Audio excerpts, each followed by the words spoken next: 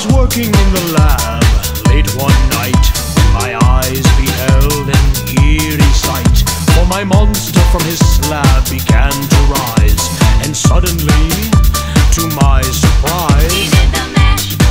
He did the monster mash. The monster mash. It was a graveyard smash. He did the mash. It caught on in a flash. He did the mash. He did the monster mash. The Monster Squad, from 1987, is yet another borderline flick that walks a fine line between family, fantasy, and horror. But like the Gremlins review, I'm trying to put this in perspective. This show is also geared towards people in their late 20s like myself, which places us right at that age where this was a legit horror movie to enjoy. This film is one of the first I remember, and it rocked. My favorite character while I was young was the Wolfman, which stayed more to the classic interpretation. It's interesting to note that this film cost $12 million to make, yet only grossed $3.7 million.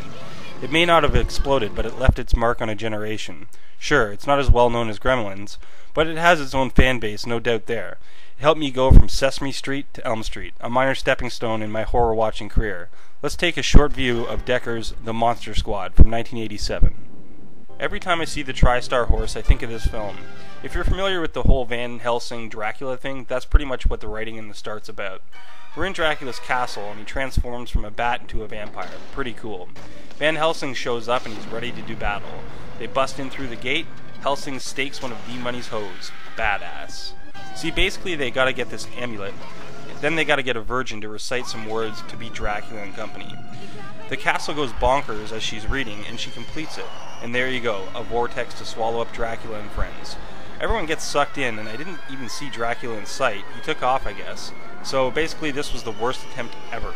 And that's the intro. Patrick and Sean get razzed by the principal for not paying attention in class.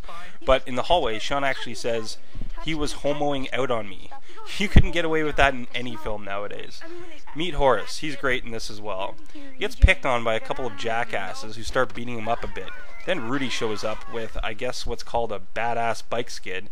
And whoa, he smokes. Hard as nails, this kid. He makes him eat the candy bar he stepped on, and man, that's gross. Even Steven. So right away, you gotta like Rudy. Meet Phoebe. Cutest girl ever in a movie. They are scoping out the old German guy's place. They think he's some kind of Nazi or monster, I don't know. Dracula shows up in the cargo plane to get Frankenstein. The monster, that is. They named it Frankenstein despite that actually being the doctor. I imagine so kids could identify with the character a little bit more easily. The pilot pulls the hatch, but Dracula floats there, and then pulls a sweet transformation. Frankenstein lands in a swamp. Just mentioning that one for later. Rudy is in the treehouse, and look, staring away at a girl undressing. This treehouse is way better than the one that I had. They test him with some monster questions, and then they let him in the club. Sean gets Van Helsing's book. We meet Sean's dad, the cop, and he gets a call from his partner. A guy is in the cop shop claiming to be a werewolf, and I don't think he's kidding. He sees the moon and starts tossing people around like mad. They shoot him, but man, pretty good action scene for a so-called kids movie. Also, a mummy gets up and walks out of the museum, but I'm not sure if this was Dracula's doing or the mummy sensed him or what. Where was the mummy 100 years ago anyway? I don't know, it just begs a lot of questions to me. The werewolf changes in the ambulance, and it's just awesome to watch. Yeah, I could say no CGI, but you've heard me say that in other reviews a million times. The werewolf and the mummy are drawn to Dracula. The werewolf looks so awesome. And what good is the mummy anyways, though? Like, he's handy if you have to, like, blow your nose or wipe whatever. Swamp Thing, or whatever it is just a frickin' beast. He hucks Frankenstein out of the water like a softball. Here's Frankenstein, and come to think of it, who was shipping Frankenstein on the plane anyway? What was his destination? I'm a sucker for details. Dracula breaks out his Frankenstein startup kit, and bolts of lightning revive him, just like in Jason Lives. Anyway, welcome back Monster/Frankenstein for this film. The parents are having issues. It's a subplot, so I'm not really going to go into it. Sean cracks the weakest code that Dracula could possibly come up with, and now he's suspicious. I mean, Dracula backwards? Come on, Count. Sean calls an emergency meeting, dubbing the group the Monster Squad. They're going to stop the monsters, basically, with the help of Van Helsing's book. They all put their hands together, and it's official. Dracula tells Frankenstein that he needs a book that the kids have. I should mention that Duncan Regeer, who plays Dracula, was voted best interpretation of this character in this film. But I call it a draw between him and Gary Oldman from Bram Stoker's Dracula. Phoebe meets Frankenstein. Some of the boys are at the scary German guy's place getting help with the translation of the book. They learn every 100 years they need an amulet and to say some magic words and it'll swallow all the evil up. Unless the bad guys have it, then they can smash it, and I guess that lets them win. But just to go into detail, I guess, long story short, find it, then find a virgin, say the words, and beat Dracula. They're walking through the woods, and Sean is assigning jobs, silver bullets for Rudy, etc. Phoebe tries to get their attention, even biting Sean. Such a cute character. She shows him Frankenstein and they bolt and hide, only to see the gentle giant with Phoebe. Here, heartwarming scene, he chills in the treehouse and they walk off into the sunset. Picturesque. Dracula finds the amulet first in his house, so advantage him. The next day starts and it's go time for the kids. There's a long montage of them getting things done, making weapons, silver bullets. It's all done to a song called Rock Until You Drop by Cimbello, and it's actually a pretty good tune. Great montage. Dracula goes to bite 3 hotties he kidnapped, I guess. They don't play a big part in this, they're only on for a couple scenes.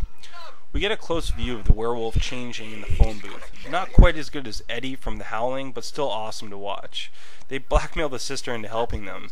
They took photos of her undressing. Should that be in a kid's movie? The boy shows some serious balls and break into Dracula's place looking for the amulet. Frankenstein goes down, the roof collapses on him. The Wolfman pops up out of nowhere. It's actually kind of spooky. And of course, the classic part of this movie, Horace kicking him in the nards.